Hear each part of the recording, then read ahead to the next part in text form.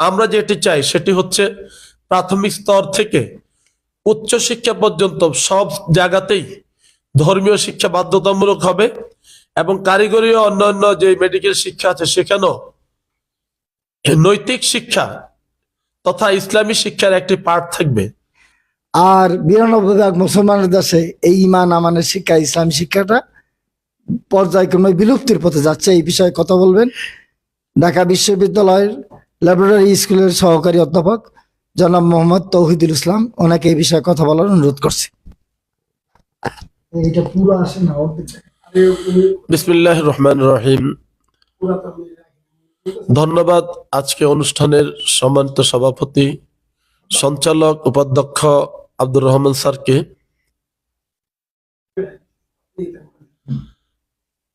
আপনারা ইতিমধ্যেই এই কথাগুলো শুনেছেন, যে কথাগুলো আমরা বিগত দিন বলে আসছি। বাংলাদেশের জন্মোত্তর যতগুলো শিক্ষা কমিশন হয়েছে পর্যালোচনা করলে দেখা যায় প্রত্যেকটা শিক্ষা কমিশনই ইসলাম শিক্ষা তথা ধর্মীয় শিক্ষার সাথে বিমাতা সুলভ আচরণই আমরা পেয়েছি। অথচ জাতি গঠনে নীতি নৈতিকতা সম্পন্ন মানুষের কোনো বিকল্প নেই, আর একমাত্র ধর্মীয় শিক্ষাই নীতি নৈতিকতা সম্পন্ন মানুষ তৈরি করে।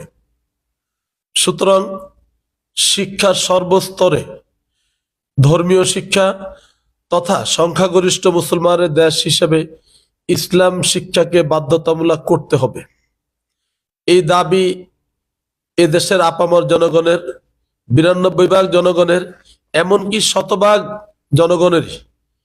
ইসলাম ছাড়াও অন্যান্য ধর্মের যে সমস্ত অনুসারীরা আছে তারাও চান তাদের ছেলেমেয়েরা যেন ধর্ম অনুশীলন করে ভালো মানুষ হয়। আর এই শিক্ষাকে সংকোচনের জন্য দেশীয় এবং আন্তর্জাতিকভাবেই একটা চক্রান্ত চলছে বলে আমরা মনে করি। সেই হিসাবে প্রাথমিক শিক্ষা থেকে নিয়ে উচ্চ শিক্ষা পর্যন্ত এই সাবজেক্টটি হচ্ছে সবচেয়ে মাজলুম। বারবারই এই সাবজেক্টের উপর আঘাত করা হয়েছে। এক সময় মাধ্যমিক স্তরে অর্থাৎ নবম দশম শ্রেণীতে 40টা হাদিস ছিল, সেই 40টা হাদিসকে সংকোচন করতে করতে 10টাতে আনা হয়েছে। আরবি শিক্ষার ব্যবস্থা ছিল, সেটিকে বিলুপ্ত করা হয়েছে। ইসলামী শিক্ষা উন্নয়ন বাংলাদেশের ব্যানারে আমরা এই বিষয়গুলো দীর্ঘদিন থেকে দাবি জানিয়ে আসছি। আমাদের যৌক্তিক দাবিগুলোর কিছু কিছু বাস্তবায়িত হয়েছে, আর কিছুকে পাশ কাটিয়ে চলে যাওয়া হয়েছে। অত্যন্ত দুঃখজনক হলো সত্য যে ইসলাম শিক্ষা বইয়ের সম্পাদন অন্য সাবজেক্টের শিক্ষকদেরকে দিয়ে করা হয়েছে এবং আজও এনসিটিবি সহ অন্যান্য জায়গায় যারা আছেন তারা এই বিষয়ে কার্যকরী কোনো ভূমিকা নিচ্ছেন বলে আমাদের আমরা দেখতে পাচ্ছি না। বিশেষ করে বিগত ফ্যাসিস্ট সরকারের আমলে যারা সুবিধাভোগী ছিলেন তারা এখন খোলস পাল্টিয়ে, রং পাল্টিয়ে আবার সেই জায়গাতে বসে আছেন এবং তাদের পছন্দসই ব্যক্তিদেরকে দিয়ে কাজগুলো করাচ্ছেন বলে আমাদের কাছে তথ্য আছে। একজন শিক্ষার্থী ডাক্তার হবে, পাশাপাশি নীতি নৈতিকতা সম্পন্ন ডাক্তার হবে। একজন শিক্ষার্থী ইঞ্জিনিয়ার হবে, সে একজন মুসলিম ইঞ্জিনিয়ার হবে। যখন তার মধ্যে নীতি নৈতিকতা থাকবে তখন সে রডের পরিবর্তে বাঁশ ব্যবহার করবে না। সিমেন্ট যতটুকু দেওয়ার দরকার ঠিক ততটুকু দিবে, তার চেয়ে কম দিবে না। একজন মানুষ যখন নিজেকে চিনবে, কারণ হাদিসে আছে যে ব্যক্তি নিজেকে চিনেছে সে তার রবকে চিনেছে। সেই ক্ষেত্রে সর্বপ্রথম দরকার হচ্ছে মানুষের এবং শিক্ষার্থীদের মনে আল্লাহর ভয় এবং আল্লাহকে চিনার ব্যবস্থা করা, তাওহীদের শিক্ষা দেওয়া। এই তাওহীদের শিক্ষার বুনিয়াদী শিক্ষাটা একসময় এদেশের কাছারিঘর মক্তবগুলোতে ছিল, কিন্তু কালের আবর্তনে শিক্ষা ব্যবস্থায় বিভিন্ন স্কুল এসে সকালবেলা সেই মক্তব আজ বিলুপ্তির পথে।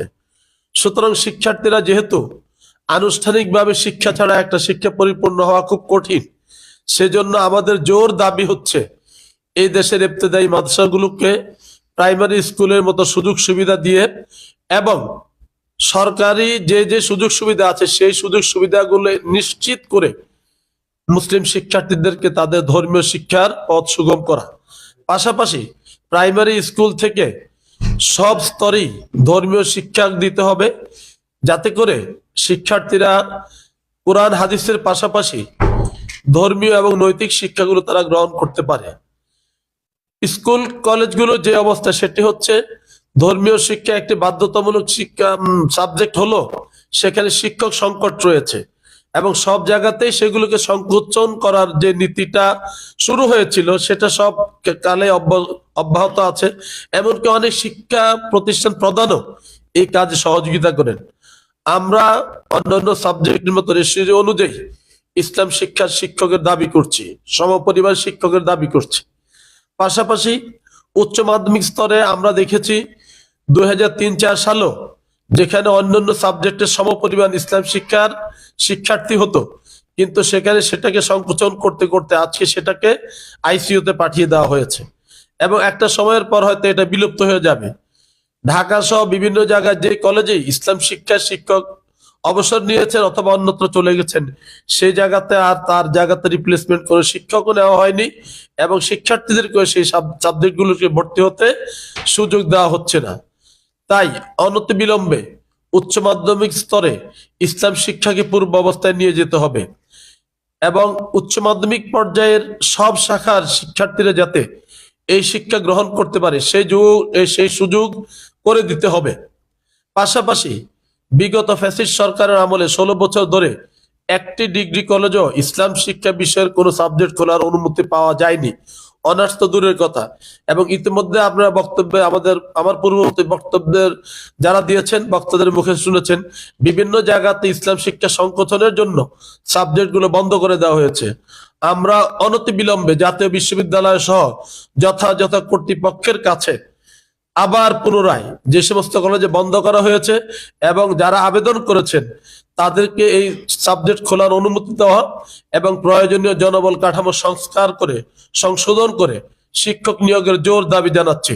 পাশাপাশি শিক্ষার সর্বস্তরেই ধর্মীয় শিক্ষাকে বাধ্যতামূলক করা, যে সমস্ত মেডিকেল ইঞ্জিনিয়ারিং সহ সেই সমস্ত জায়গাতে কারিকুলাম হিসাবে অন্তত একটি সাবজেক্ট 100 নম্বরের ধর্মীয় নৈতিক শিক্ষা রাখতে হবে, যাতে করে শিক্ষার্থীরা নীতি নৈতিকতা সম্পন্ন মানুষ তৈরি হয় এবং নীতি নৈতিকতা সম্পন্ন মানুষ তৈরি হলেই আমাদের দেশে দুর্নীতি কমে যাবে, দেশ থেকে অর্থ পাচার বন্ধ হয়ে যাবে এবং এই দেশের মানুষ এর সুফল পেতে থাকবে। আমরা আশা করি বর্তমান যারা ক্ষমতায় আছেন, অন্তর্বর্তীকালীন সরকার এই বিষয়ে যথাযথ পদক্ষেপ নেবেন এবং ভবিষ্যতে যখন ইলেকশন হওয়ার পর সাধারণভাবে সংসদ গঠিত হবে এবং কোন রাজনৈতিক দল ক্ষমতায় আসবেন, তারা এই ধারাবাহিকতা অব্যাহত রাখবেন এবং এই দেশের সংখ্যাগরিষ্ঠ মানুষের চাহিদা এবং তাদের মতের প্রতি শ্রদ্ধা রেখে অবশ্যই ধর্মীয় শিক্ষাকে বাধ্যতামূলক করবেন এবং এই শিক্ষার জন্য যা যা কিছু দরকার সেগুলো করতে হবে। পাশাপাশি আমি আরেকটি কথা বলে আমার বক্তব্য শেষ করছি, সেটি হচ্ছে একই দেশের শিক্ষার্থীরা বৈষম্যের শিকার হচ্ছে। মাদ্রাসা এবং স্কুলের শিক্ষার্থীরা, ইবতেদায়ী মাদ্রাসাগুলো একটা অর্ডারে 26,000 প্রাইমারি স্কুল সরকারি হয়েছে, কিন্তু একটি মাদ্রাসা হয়নি, সেটা আমরা শুনছি। অনতিবিলম্বে স্বতন্ত্র ইবতেদায়ী মাদ্রাসাগুলোকে স্বীকৃতি দিয়ে ইসলাম শিক্ষা তথা ধর্মীয় শিক্ষার দ্বার উন্মোচন করে দিতে হবে। পাশাপাশি রেশিও অনুযায়ী প্রত্যেক জায়গাতেই সরকারি মাদ্রাসা স্থাপন করতে হবে এবং সেই মাদ্রাসাগুলি স্থাপনের মাধ্যমে ইসলামী শিক্ষার পথ উন্মুক্ত করে দিতে হবে। এই আহ্বান জানিয়ে আমি আমার বক্তব্য শেষ করছি। আসসালামু আলাইকুম রহমতুল্লাহ। ধন্যবাদ সহকারী অধ্যাপক তৌহিদুল ইসলামকে।